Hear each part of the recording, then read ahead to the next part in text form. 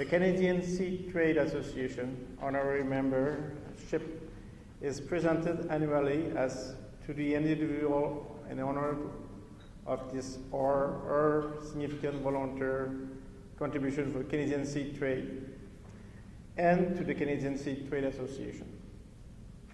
CSTA Board of Directors unanimously decide that this year award will be presented to Tim Tregunno. We wish he could have been here to take the podium to receive this well-deserved award. But we lost Tim earlier this year. His family is here to receive the award. I would like to ask Wayne Unger and Dave Hanson to come to the podium to read the citation.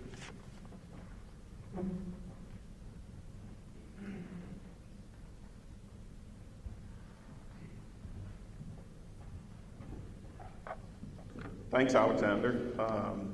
It was my honor and privilege to nominate Tim, and also my pleasure to notify Tim of him winning this award. And that's a memory that I'll cherish forever. Tim was a mentor and a friend. When I served on the board with him, and then when I was approached to join the executive and go through the board to become president, I called Tim and I said, Tim, been approached with this. What's your feeling? And Tim said to me, Wayne, it was the most pleasurable business experience that I ever had, and I would recommend that you go through to be the president. So that's what the CSTA meant to Tim Tregunno. So we know that Tim's life journey didn't lead him here to be with us today. But I'd really challenge the thought that Tim's not here, because he is here. So Tim had it, and every once in a while you'll meet somebody in your life that enriches you, and you become a better person, and you're richer for the experience of just having known and interacted with that person. And that was Tim Tregunno. I'm going to ask Dave Hanson to come forward and tell you about Tim Tregunno. Thanks, Wayne. My name is Dave Hanson. I'm with Cantera Seeds. I'm actually humbled to be given the opportunity to help honor the memory of our friend and colleague, Tim Tregunno. I want to offer my congratulations to Nancy, and to Emily, Allison, Fraser, and Mitch. We're so pleased you're all here today to accept the CSTA Honorary Membership Award on Tim's behalf. The Tregunno family is no stranger to the CSTA. Tim's dad, Warren, was in fact one of the founding members of the CSTA dating back to 1967. We go back in time in '92, Tim and Nancy were the convention chairs for the annual Halifax meeting. '96, Tim joined the CSTA board, and I was actually joined the board with Tim, and that's where our long friendship began. Tim was obviously very, very active in the CSTA, particularly with the Garden Seed and Organic Committee. In July of '03, Tim stepped into the CSTA chair position, and once again, Tim and Nancy welcomed us all back to Halifax in '04 for the annual meeting.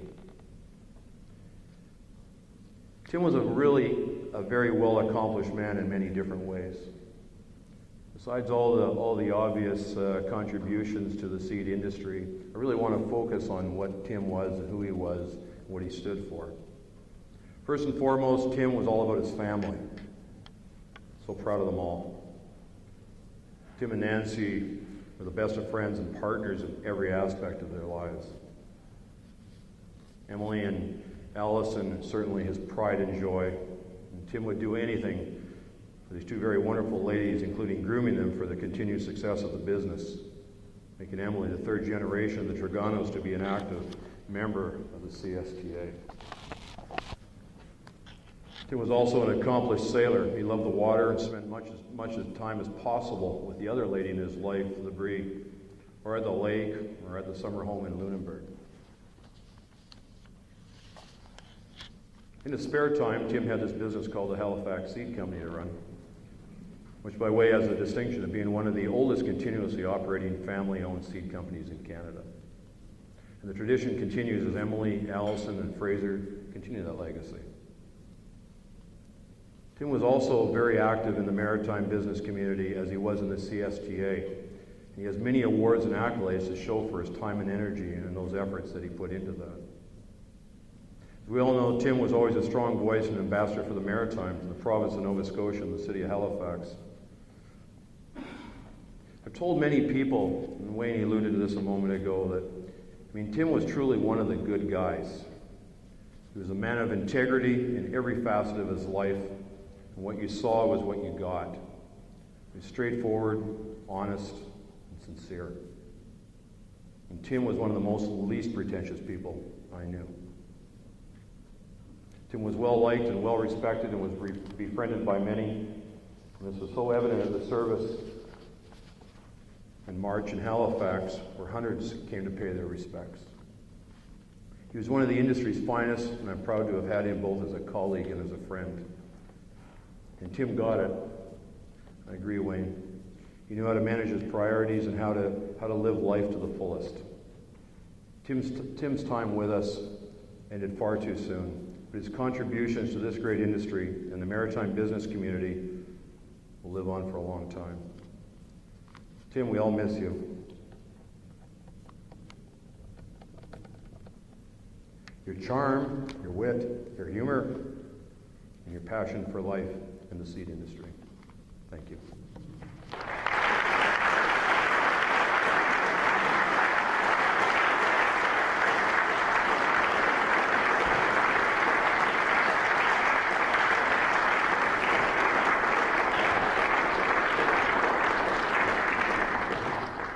Tim, not being here today, has left his words with Emily, so she will actually give Tim's acceptance speech. I guess it's a pretty bad day when both Wayne Unger and Dave Hansen make you cry. So we're going to try to pull it together. Thank you, Dave, for your kind words, and Wayne for nominating Tim. I know Dad had a special place in his heart for CSTA and those that were involved with such a great organization. He always said that being president of the CSTA was the highlight of his career.